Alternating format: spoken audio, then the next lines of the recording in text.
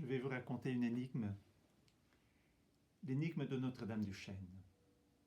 Cette énigme, c'est le père James Buret qui la pose en 1494.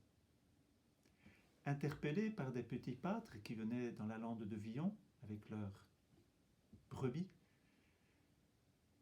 interpellé parce que, à la cime du chêne, pendant le jour, il y avait des colombes qui semblaient comme suspendues à un fil.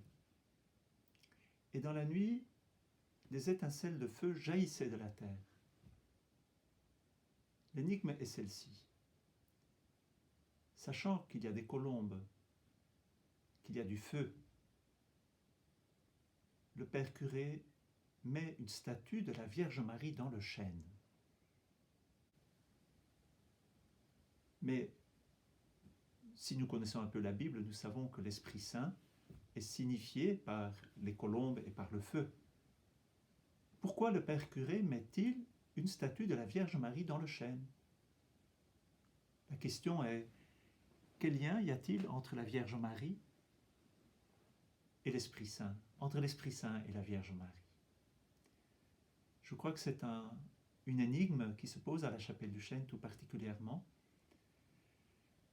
Et comme c'est un lieu marial, nous pouvons découvrir et demander peut-être à Dieu, spécialement à l'approche de la Pentecôte, de nous éclairer sur le lien que la Vierge Marie a avec l'Esprit Saint. Et comme elle est notre mère et qu'elle est modèle de l'Église, sans doute pouvons-nous lui demander de nous aider à recevoir l'Esprit Saint. Je crois que c'est un des grands mystères qui se cache à la chapelle du Chêne. C'est un lieu de silence, c'est un lieu de compassion, certes, mais c'est aussi un lieu où nous pouvons apprendre à être plus proches de l'Esprit Saint parce que nous apprenons à être plus proches de Marie. Voilà, que cette bonne mère nous éduque, qu'elle soit notre éducatrice pour plus vivre du Saint-Esprit. Notre monde en a besoin de ce feu. Et sachez que si ce feu sortait de la terre, il est aussi sorti du cœur de Jésus, quand son cœur a été transpercé par la lance. De l'eau et du sang ont jailli du côté de Jésus. Voilà, l'eau et le sang, comme dit saint Augustin, c'est la source des sacrements.